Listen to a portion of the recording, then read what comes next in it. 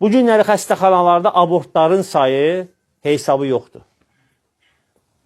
Həkim bir balaca şübhələnir ki, nəysə var uşaqda, deyir, get uşağı abort et, doğra günə.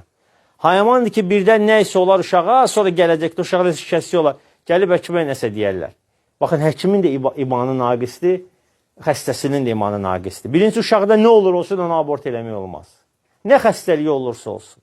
O, Allah Taala'nın bir imtihanıdır. Görsən, həkim də deyir, ged o ölümə qətilə sürükləyir, o uşağın öz qanından canından olan ata-sanası da gedib onu eləyirlər. Niyə görə? Hansı ehtimala görə? Hətta yəqin bilsin ki, nəsə var, yenə də öldürmək olmaz. Allahın yaratdığı, Allahın göndərdiyi hər bir şey insan mərhaba deməlidir.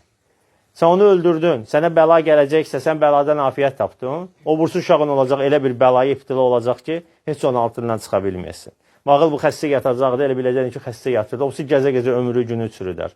Allah qorusun, Allah bütün insanların, evlatlarının qorusun, salihlərdə eyləsin.